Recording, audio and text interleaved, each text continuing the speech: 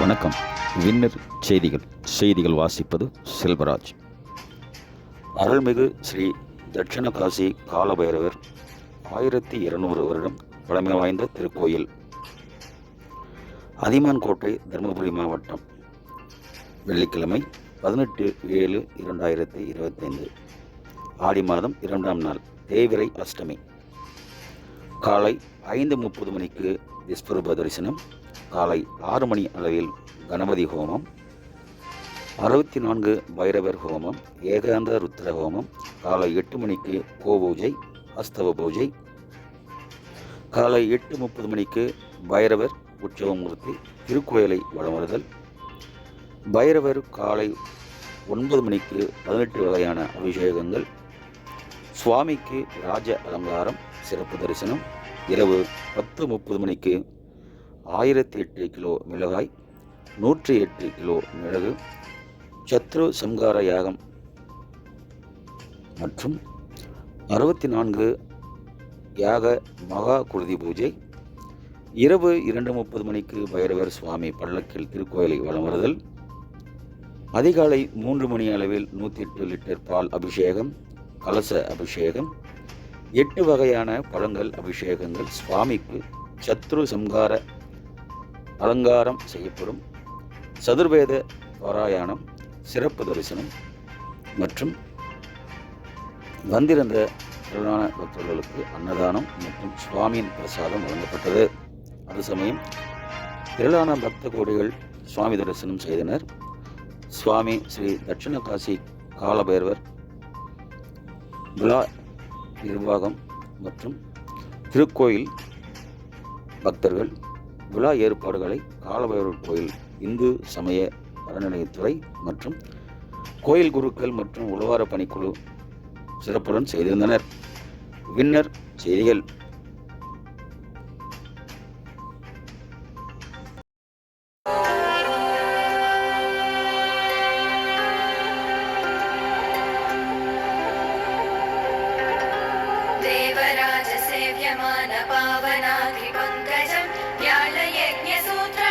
शेखरं कृपाकरं नारदादियोगिवृन्दवन्दितं दिगम्बरं काशिकापुराधिनाथकालभैरवं भजे।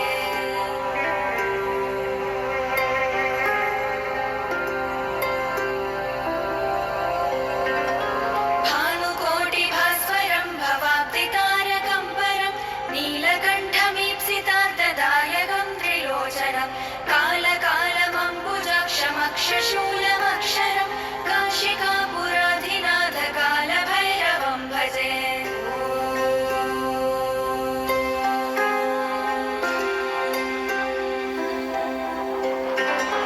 शूलटङ्कपाशदण्डपाणिमादिकारणं श्यामकायमादिदेवमक्षरं निरामयं भीमविक्रमं प्रभुं विचित्रताण्डवप्रियं काशिकापुराधिनाथकालभैरवं भजे।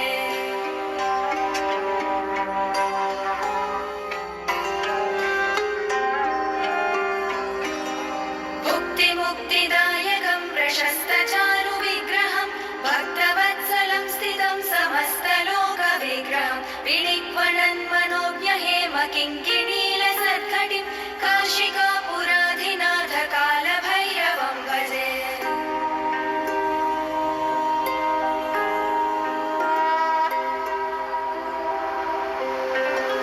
धर्मसेतुपालकं त्वधर्ममार्गनाशनं कर्मपाशमोचकं सुशर्मदायकं विपुं स्वर्णवर्णशेषपाशशोभिताङ्गमण्डलं काशिकापुराधिनाथकालभैरवं भजे।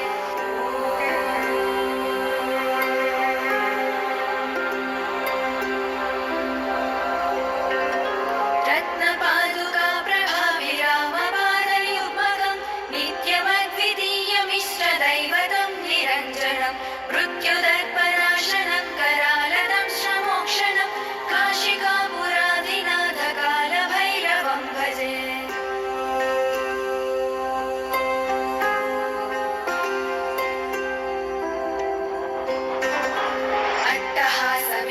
पद्मजाण्डकोशसन्ततिं दृष्टिपातनश्च पापजालमुग्रशासनम् अष्टसिद्धिदायकं कपालमालिकाधरं काशिकापुराधिनाथकालभैरवं भजे।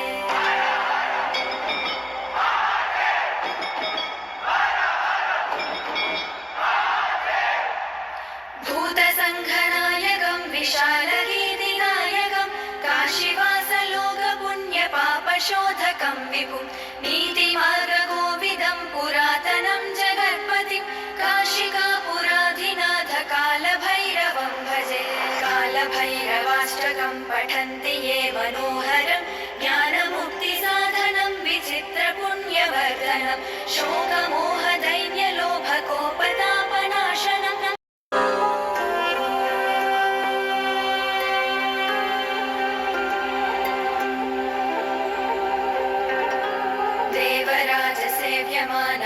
देवराजसेव्यमानपावनाग्रिपङ्कजं व्यालयज्ञसूत्रमिन्दुशेखरं कृपाकरं नारदादियोगिवृन्दवन्दितं दिगम्बरं काशिकापुराधिनाथकालभैरवं भजे।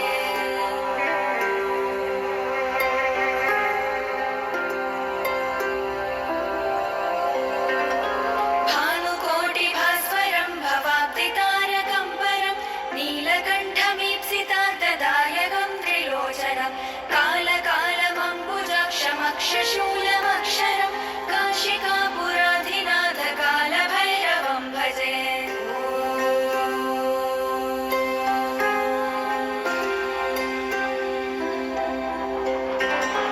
शूलटङ्कपाशदण्डपाणिमादिकारणं श्यामकायमादिदेवमक्षरं निरामयं भीमविक्रमं प्रभुं विचित्रताण्डवप्रियं काशिकापुराधिनाथकालभैरवं भजे।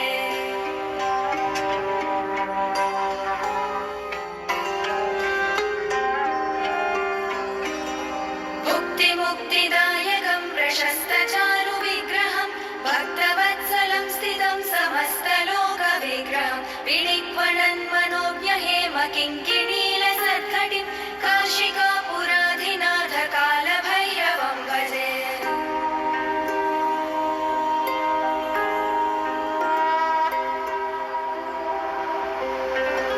धर्मसेतुपालकं त्वधर्ममार्गनाशनं कर्मपाशमोचकं सुशर्मदायकं विभुं स्वर्णवर्णशेषपाशशोभिताङ्गमण्डलं काशिकापुराधिनाथकालभैरवं भजे।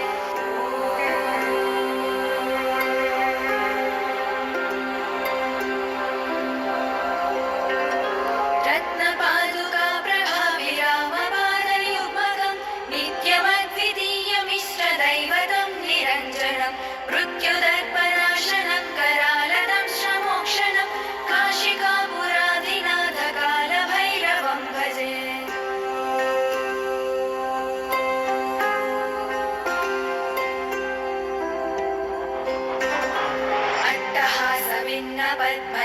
अट्टहासभिन्नपद्मजाण्डकोशसन्ततिं दृष्टिपातनश्च पापजालमुग्रशासनम् अष्टसिद्धिदायकं कपाल